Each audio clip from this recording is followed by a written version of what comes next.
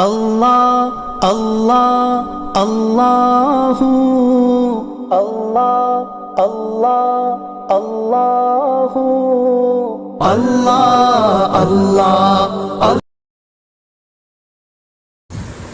بسم اللہ الرحمن الرحیم الحمد للہ رب العالمین والصلاة والسلام علی سید المرسلین وخاتم النبیین محمد وآلہ واصحابہ اجمعین اما بعد فاعوذ باللہ من الشیطان الرجیم فقد قال النبی صلی اللہ علیہ وسلم فرض رسول اللہ صلی اللہ علیہ وسلم زکاة الفطر طہرة للصائم من اللغو والرفث وطعمة للمساكين من أداها قبل الصلاة فهي زكاة مقبولة ومن أداها بعد الصلاة فهي صدقة من الصدقات أو كما قال النبي صلى الله عليه وسلم. معزز سامعین، ہم آپ کے سامنے صدقۃ الفطر کس پر کیوں اور کتنا واجب ہے اس کے بارے میں کچھ روشنی انشاءاللہ ڈالیں گے. روزے دار روزے میں کتنا ہی اہتمام کرے، مرد ہو یا عورت ہو، روزے کے دوران کچھ نہ کچھ کوتاہی ہو ہی جاتی ہے.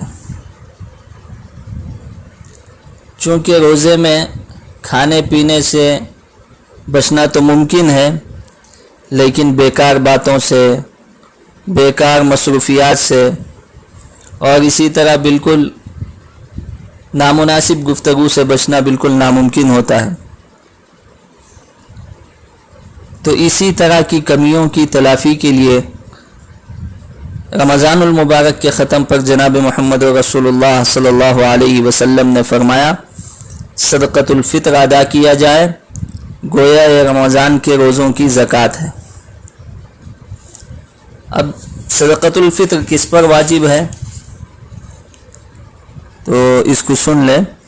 جو شخص زندگی کی لازمی ضروریات کے علاوہ اتنی قیمت کے مال کا مالک ہو جس پر زکوٰۃ واجب ہو سکے، اس شخص پر عید الفطر کے دن صدقہ فطر ادا کرنا واجب ہے. لیکن تھوڑا اس بات پر دھیان دینا چاہیے، زکوٰۃ میں اور صدقۃ الفطر میں تھوڑا سا فرق ہے.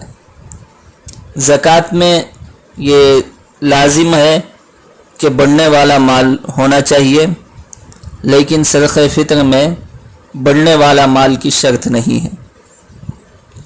اور زکوٰۃ میں مال پر سال گزرنا شرط ہے،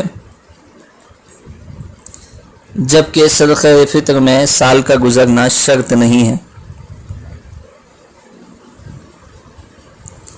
اور اسی طرح ایک اہم مسئلہ یہ ہے کہ مقیم پر جس طرح زکوٰۃ واجب تھی، اسی طرح صدقۃ الفطر کے مسئلے میں صدقۃ الفطر چاہے آدمی اپنے مقام میں ہو یا یہ کہ کہیں سفر میں ہو، دونوں صورتوں میں وہ صدقۃ الفطر نکالے گا. اب یہاں جو نابالغ بچے ہیں وہ کسی نصاب کے مالک نہیں ہیں، ایسی صورت میں ان کا باپ ان کی جانب سے صدقۃ الفطر نکالے گا. اور اگر بچے پیسے والے ہیں، صاحب نصاب ہیں، تو انہی کے پیسوں میں سے نکالیں گے. اور بیوی کا صدقہ فطر شوہر پر واجب نہیں ہے، البتہ اگر شوہر اپنی خوش دلی سے نکال دے اور بیوی کی اجازت بھی نہ لے تب بھی وہ صدقۃ الفطر ادا ہو جائے گا. یہاں پر مسافر کی ایک بات آئی تھی، تو اس سلسلے میں ایک بات ذہن نشین رہنی چاہیے کہ مسافر جس ملک میں ہے اس ملک کے 2.25 کلو گیہوں کی قیمت کے حساب سے وہ صدقۃ الفطر ادا کرے گا. مثلا ہندوستان بنگلور میں ہے تو اس سال 2020 میں صدقۃ الفطر 70 روپے طے کیا گیا ہے، لیکن اگر وہ امریکہ میں، یورپ میں، سعودی عرب میں ہے تو امریکہ میں 2.25 کلو کے کتنے پیسے ہوتے ہیں اس حساب سے وہ صدقۃ الفطر ادا کرے گا. اسی طرح یورپ میں 2.25 کلو کی کیا قیمت ہے اس حساب سے وہ صدقۃ الفطر ادا کرے گا. سعودیہ میں ہے تو سعودیہ کے 2.25 کلو کی گیہوں کی جو قیمت ہوتی ہے اس حساب سے وہ صدقۃ الفطر ادا کریں. ہندوستان کی صدقہ فطر کی قیمت کا اعتبار نہیں کیا جائے گا، اور جن کا انتقال ہو چکا ہے ان کی طرف سے صدقہ فطر نہیں ہے.